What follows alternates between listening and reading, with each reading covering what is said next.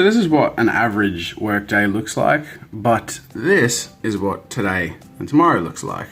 I mean, most of that work is editing, so I have my editing pants on, so I'm nice and comfy. Yeah, but really I'm just trying to start and get a real hold on this project that I need to finish by the end of this month, and it's a big project. It's that mini documentary thingy with all the interviews with all the cool people, but I can be flexible and I don't have to do what I scheduled there to do. The problem is I just really need to do it. So I can move it around, but at the end of the day, I need to find somewhere to put it. I've just released my video, The Realism Challenge, drawing the iPhone 7, so hopefully you'll find that one interesting. I am stirring the pot a bit, so I'm expecting an interesting controversy-driven response, but that's okay, because I'm following my heart. That is the highest dislike ratio I've had on any of my videos in a long time. That being said, I did sort of ask for it. Anyway, while that's in the background, I'm working on my quarterly reports. This is the last year's quarterly report, and I'm basing my new one off of this and just changing the numbers. But basically, you can see that I'm just going against my original projections compared to my actuals, and just, you know, mentioning some events and highlights that have happened. Adobe is my channel sponsor, helps obviously keep all of this sustainable, and I like to show them that I'm mindful of their what's called ROI, which is the return of their investments. It's a funny sort of thing to try and balance that line, because like I'm friends with a lot of people from Adobe now, and I've loved working with these people, but at the end of the day, Adobe is a big company, corporation thing, and so I want to make sure to just tick the boxes and you know, yeah, provide as much information as I can and show that the value I'm offering is X, and my plans and, you know, potential future value is X, and just trying to really show that I'm running a business and that I'm contributing to theirs, and that it's a good all-round collaboration. I mean, you might think that I just make silly videos about poop on YouTube, but really, I'm running a very serious business. I'm looking forward to next month's quarterly report, because the quarter that I'm writing up now sort of ends around here. And as you can see, I have like this massive boost of watch time and views and subscribers. This is my subscriber growth just in the last few days. And I think that's based on the 3-marker challenge video I did really well. And then I feel like for some reason that's boosted my appearance in the algorithm and recommended videos, and it's just, you know, sort of shot up. So in the past, my average subscriber growth is 600 to 700 subs a day.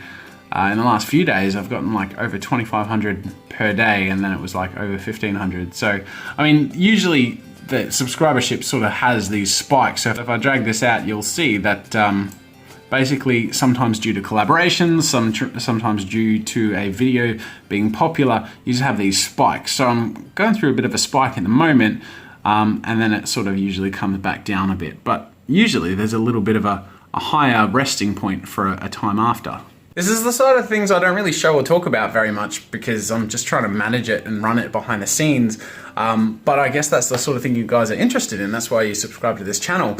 It's funny how important these graphs are to me running my YouTube channel. And in fact, before I even knew the Google Analytics or the YouTube Analytics was a thing, I was making my own. Here's a screenshot. This is the graph that I made myself with my video views and subscribers when I started my channel. And this is, as you can see, I just ticked over past 100,000 when I made this graph. But I was basically just trying to manage my trajectory, and whenever it was dipping, I was trying to look at the videos that were performing certain ways and just try and tailor the viewership experience to my audience based on what they were responding to. It's a really fascinating thing because, you know, as a YouTuber trying to make a business out of it, of course you want to tailor to what people want to see, want to watch, and what might have potential sharing, you know, viewership and all of that. And at the same time, you want to be authentic and you want to make original content and do things people haven't done before or might not know they want to see or might not even want to see. Like, there's a lot of following your heart in it, but at the same time, there are statistics that you can follow to see how that's working. And I tend to personally watch that really closely. And also, where possible, compare myself to other YouTubers, other social media artists who are doing a similar thing, just to sort of see what's working, what's not, and it's sort of like just keeping your finger on the pulse.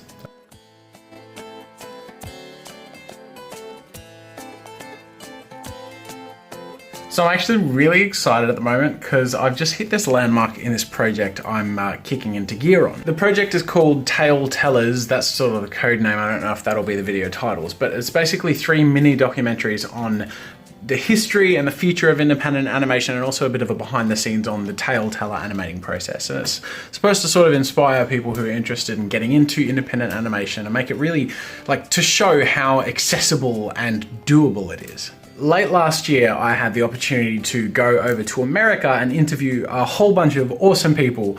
And I have like a total of over 10 hours of footage, and I've just finished syncing all the audio and video of all of the interviews, getting all the shots and all this stuff. I was really worried up until today because for like 6-7 months I haven't looked at the footage. I've just hoped that I got something decent, that the audio is manageable, that the frames are okay. I sort of honestly was genuinely worried that half the shots were crap.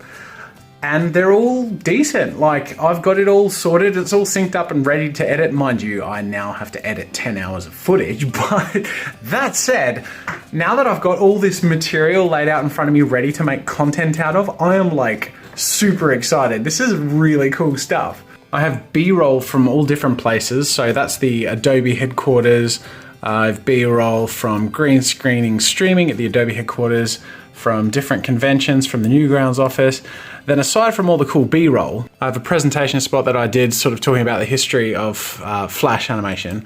This is an interview with Evan from Cartoon Block. This is Will Terrell, Egoraptor and Ross, the Game Grumps. We have Tomar and Jaxie, aka Tomamoto, Elcid, Tom Fulp, Stamper, and Mick, or Rice Pirate. And then I also have an interview with this guy. His name's Mike, and he was on board with the Flash development team when it was with Macromedia, like way back in the day. So really interesting insights there. And Felix, aka Master Aardvark. So now it's my job to take this 10 hours plus worth of footage, all really extensive stuff by the way, and try and turn it into like 3 10 to 15 minute episodes. So that's like a huge amount of work, and I'm gonna try and get something out in 2 weeks. So yeah, that's like, I have a long road ahead of me, but I got everything synced up quicker than I thought that it would take, and I'm super motivated, which I didn't expect. I guess because I recorded this all so long ago and it was such hard work to go from place to place to interview these people that all I could feel and see was the work. Now I'm sitting here just with material to work with. And it's like here, I don't have to do anything aside from like later maybe record a bit more B-roll, do some scripting, and then structure it all. But like, I've got so much to like get the guts out of, and I'm really excited. Anyways, I'm gonna wrap up. I'll take a question of the day from Daily Bowerman. Sorry, that was pronounced weirdly.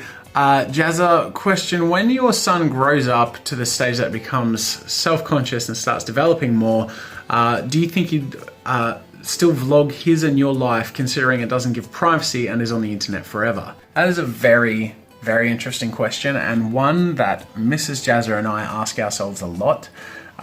It's tricky. It's a tricky line to walk because there are issues of concerns for privacy, of, you know, the future of our personal family and how we go about that. But at the same time, there's huge value, and I don't know. We're just going to keep asking ourselves that, and I think that's the important thing, is that as long as we're questioning what we're doing is worthwhile but also wise, and we're going to constantly try and gauge that and weigh the pros and cons, and choose the best thing we can, prioritizing our family and security.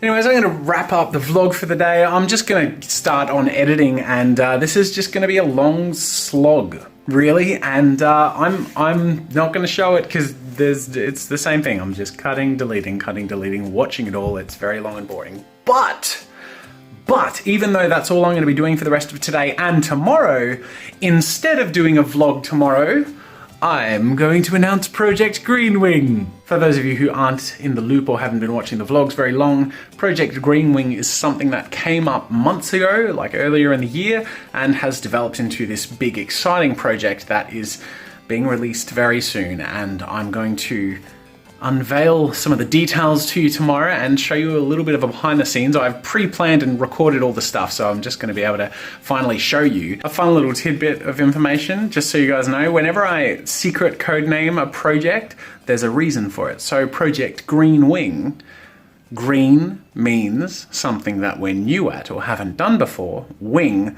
signifying that it could be something that takes us to somewhere else or brings us different opportunities that we couldn't reach before. That's what GREENWING came from. That was my logic at the time. Based on that, I wonder who can figure out what Project Campervan is. Still yet unannounced. Anyways, that'll do for today, guys. I can't wait for tomorrow's video and to show you and to tell you all the exciting details of Project GREENWING. And until then, I'll see you later.